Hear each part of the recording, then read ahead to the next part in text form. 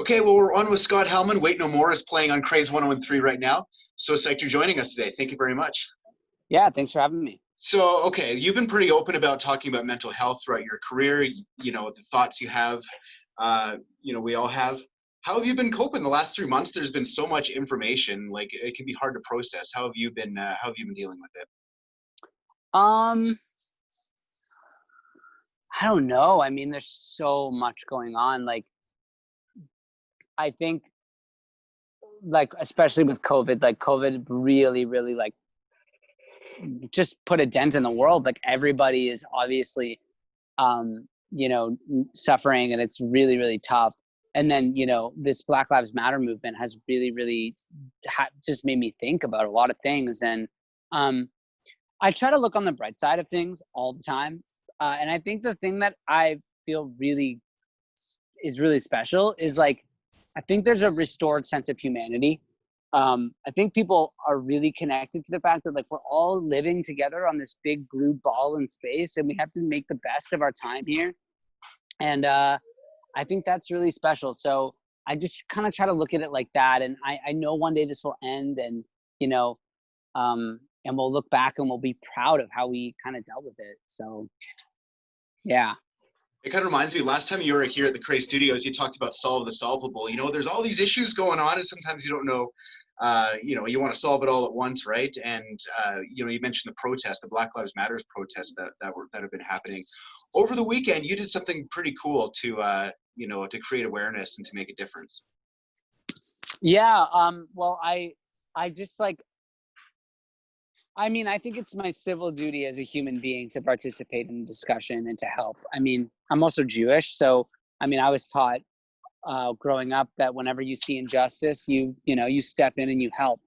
And I just feel like it's just our job to be there for the Black community and to help them. I mean, it's the suffering is it's enough is enough. Like, this has been going on for way too long. And it's about time that people really stood up, and not just Black people. I think everybody needs to step up, and we need to figure out how to fix these problems, because there's real suffering going on. So, yeah, I mean, I just wanted to donate, and I wanted my fans to participate, and I wanted them to donate too if they had the means. So I just said, hey, however big or small, if you guys make a donation and send the receipt to solvethesolvable2020@gmail.com, I will match your Initially, I said I will send you a postcard. And then, I don't know, I was having a glass of wine the other night, and I was like, some of these kids are sending me notes like, I used my, like, how $1,200 a month from the Ontario government, and I put, $10 into that, into this fund. And, like, that's pretty amazing. So I just thought it was only fair for me to match. And how cool is it for people to know that, if their money's going to, such a powerful thing, that, it's going to be doubled. I think that's awesome. So I'm just excited to be able to help and to, just activate people. For sure. Have you got the final tally in? Like, how did it go? I'm still going. So if we get up to 10 grand, I'm going to match all the way up to 10 grand. Right now, I think we're at about 3 grand. So wow. Just keep on donating and making me poor. So Wait No More is playing right now on Kraze 1013. We're loving it here at the station. And correct me if I'm wrong. I don't want to sound like crass or anything, but Wait No More has kind of been around for a while. But it wasn't always like a hit song. Like, it was like you playing on the guitar and, trying to get, I don't know, inspiration. Is that right to say? But eventually, yeah, like, there's something. It was this thing where, like, I had this title. It was just a title, and whenever I would be writing, I would kind of sing "Wait No More" as like a stand-in for like, a lyric. And it started to drive me nuts, because I was like, I couldn't write anything new because it was getting in the way. So I was like, hey, you know what? I got to sit down and properly write this song. So I got together with some friends and we wrote it. And yeah, and then it wasn't really right either, because it was like the music was awesome and the hooks were really cool and, like, all the production was amazing. But it was about, like, a girl and not wanting to wait anymore for her love, and it just wasn't true. I mean, I have a girlfriend, I'm quite deeply in love, and I just didn't feel like it was true. So I was like, I love this song, I love the music, we have to redo this. So we went back in the studio again, and then we rewrote it. And I really thought about like, what did that phrase mean to me, and why was it stuck with me? And I think it was really just like about, I feel like when I would sing it, it would be like, I don't want to wait no more for like, you know, this next thing, or like to get somewhere, or to, you know, just all those things you want and dream of in life.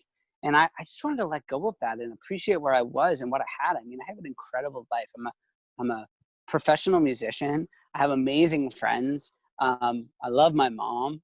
You know, yeah, I just, the beauty of the world will pass you by if you don't take time to appreciate it. So that's kind of what the song became. And that was something I felt like was true. So then I put it out. I love it. Well, I love Yeah. that story. So I've heard from, you know, different artists, you know, like they're like, okay, COVID is completely, or what's, you know, the last few months have completely disrupted my plans for 2020. It's completely different. Others are like, you know, I've had more time to work on things. You know, it's, how have you been feeling? Is 2020 on track, or is it completely different than, you know, you thought it would be on New Year's Day?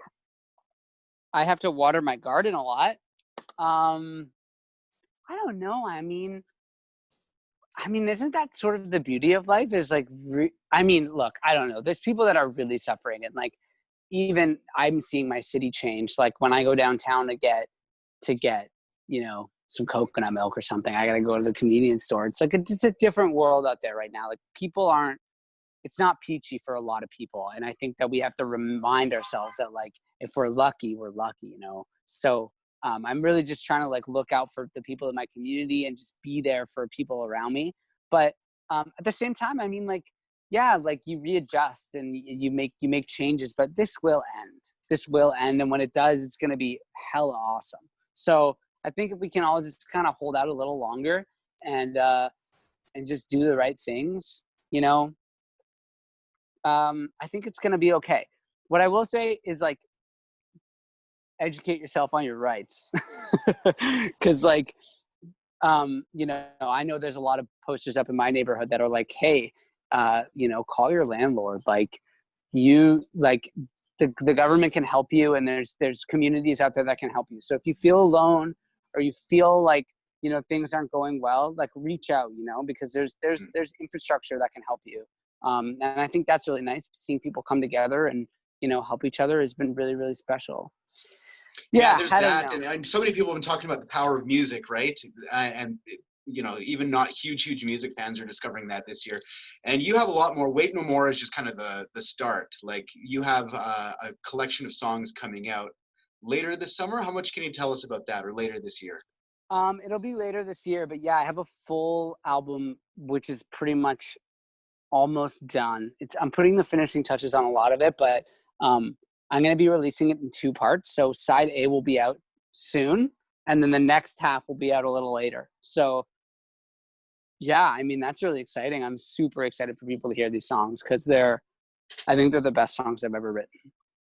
Well, we can't wait to hear the whole thing. Well, Scott, thank you so much for, you know, spreading positivity through your music, you know, using your platform with Solve the Solvable, and just, you know, raising money for Black Lives Matter. We just love what you're doing. We love your music here at Kraze 1013. And thank you so much for taking a few minutes to chat with us today. Thank you, man. I'll be back on hopefully soon, and I can play this song acoustic when I have all my guitars back from the shop. Yes, please let us know. We'd love that. Yeah, man. Okay, cool. Well, have a great rest of your day. You too. Peace. Take care. Okay. Bye.